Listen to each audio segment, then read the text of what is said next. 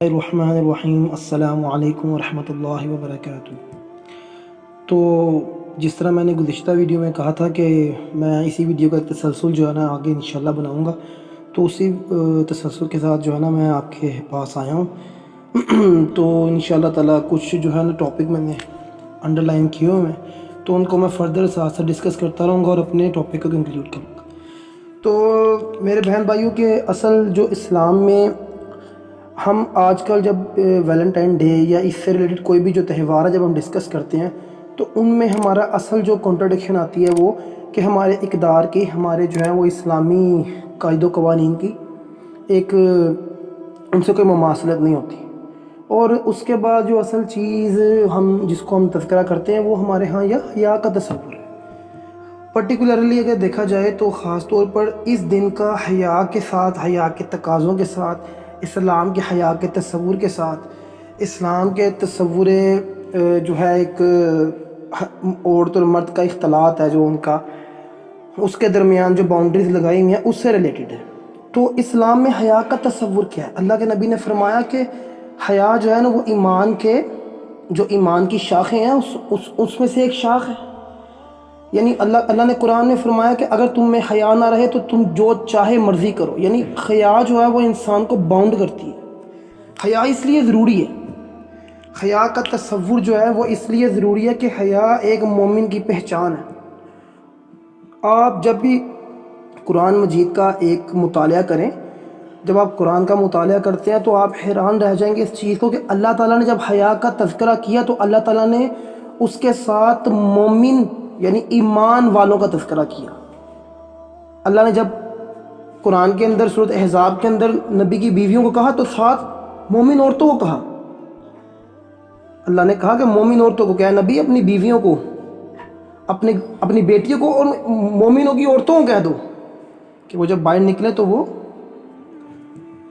پردے کے تصور کو جو ہے نا وہ مینٹین کرے، پردے کو مینٹین کرے۔ تو مسلمان عورتوں اور مردوں کی خصوصیات میں سے یہ ہے کہ وہ پردہ کرتے ہیں، وہ حیا کا تصور جو ہے نا وہ مینٹین کرتے ہیں۔ جب عورتوں کو کہا کہ تم اپنی چادروں کو اپنے سینے پر اوڑھ لو، تو مردوں کا کیا کہا؟ مردوں کو کہا کہ you should lower your gaze, اپنی نگاہوں کو جھکاؤ، اپنی نگاہوں کو جھکاؤ، یہ تمہارا مینٹیننس ہے پردے کی۔ صرف عورت کے ساتھ ہی حیا کا تصور نہیں جڑا ہوا، مرد کے ساتھ بھی حیا کا تصور جڑا ہوا۔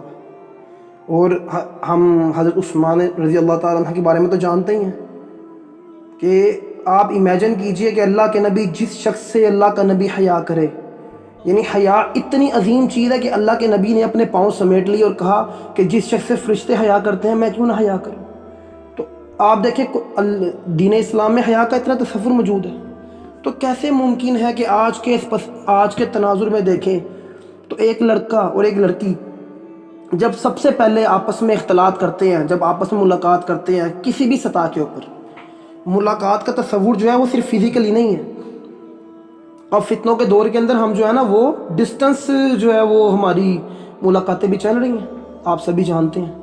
تو وہ سب سے پہلے ان کی حیا کا جو ہے نا وہ تصور ختم ہو جاتا ہے جب وہ یہ راضی ہوتے ہیں اس کے اوپر کہ ہم ایک دوسرے سے ملاقات کریں گے یا ایک دوسرے سے جو ہے نا وہ تعلقات کسی بھی سطح کے اوپر بنائیں گے۔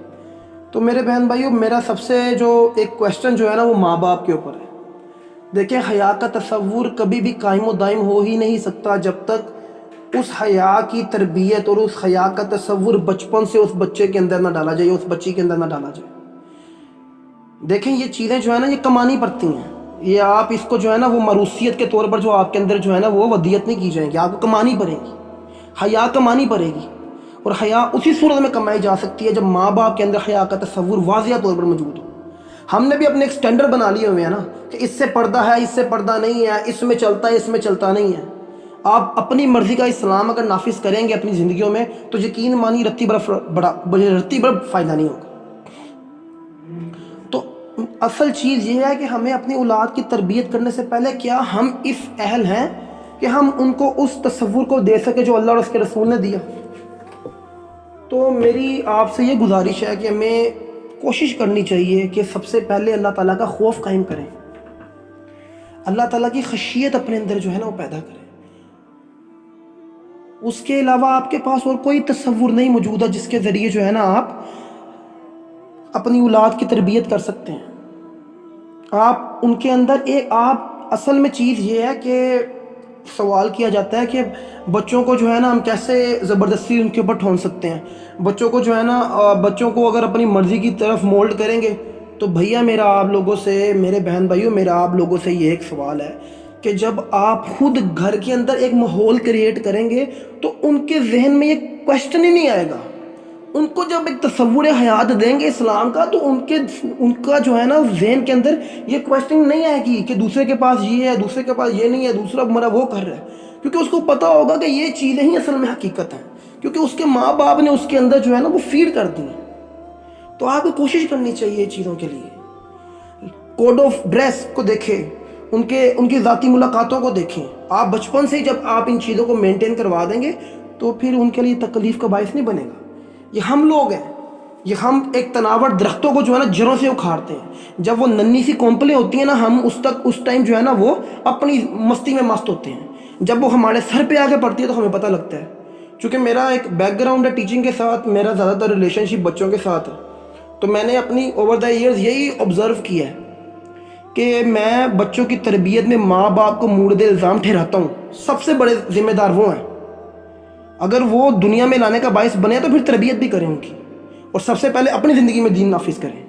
ادروائز کوئی فائدہ نہیں ہوگا. آپ کو جتنی مرضی باتیں کرتے ہیں، حیا کے تصور جو ہے نا وہ کمروں کے اندر بیٹھ کے اڑائے جائیں گے. حیا کی حدیں جو ہے نا وہ چار دیواری کے اندر بیٹھ کے بھی اڑائی جا سکتی ہیں اگر آپ ان کے تصورات کو واضح نہیں کریں گے.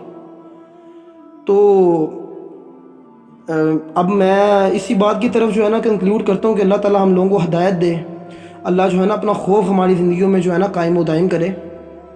اور آخر کی جو بات ہے جی، پیغام کا پھیلاؤ. دیکھیں اپنے اوپر جو ہے نا یہ فرض کر لیجئے کہ چاہے اللہ کے نبی نے حجت الوداع میں کہا تھا کہ جو یہاں پر موجود ہیں وہ ان تک پہنچا دے جو یہاں نہیں ہے. تو یعنی تصور تبلیغ جو ہے نا وہ اپنے اندر جو ہے نا اس کو اجاگر کریں. ایک اچھی بات ہی صحیح آپ نے پھیلانی ہے، آپ کی ذمہ داری ہے. بھول جائیں، کوئی دیکھے نہ دیکھے، کوئی آپ کی چیز کو جو ہے نا امپورٹنس دے نہ دے. اللہ نے اپنے نبی کو کہہ دیا ہے، نبی تمہاری آپ کا کام تھا پیغام پہنچانا، باقی میری ذمہ داری ہے. آپ نے اللہ کے آگے سرخرو ہو نا، لوگوں کو نہیں دکھانا. اگر آپ اللہ کے آگے سرخرو ہو کہ بس بات ختم. میرا اس پلیٹ فارم میں آنے کا مقصد ہی یہی تھا کہ میری بات جو 20-30 جگہ تک ایک بچوں تک یا ایک محدود دائرہ کار تک محدود ہے وہ بڑے پیمانے پر چلی جائے. تو میری آپ سے گزارش ہے کہ آپ جو ہے نا اس کو ذمہ داری سمجھتے ہوئے اپنی محفلوں میں، جہاں جہاں آپ کی گیدرنگز ہیں، جہاں جہاں پر آپ بیٹھے ہوئے ہیں، وہاں پر جو ہے نا وہ تبلیغ کیجیے، اچھی باتوں کو پھیلائیے. اللہ نے قرآن میں کیا کہا؟ کنتم خیر امۃ اخرجت للناس تأمرون بالمعروف وتنہون عن المنکر. اے نبی، ہم نے آپ کی جو امت ہے ان کو اس کو بہترین امت بنا کر بھیجا. آپ بہترین امتوں میں سے ہیں. کیوں؟ کیونکہ آپ جو ہے نا اچھائی کا حکم دیتے ہیں اور برائی سے روکتے ہیں. تو یہ ہماری ذمہ داری ہے کہ جو ہے نا ہم امر بالمعروف و نہی عن المنکر کا جو ہے کام کریں. وآخر دعوانا ان الحمد للہ رب العالمین.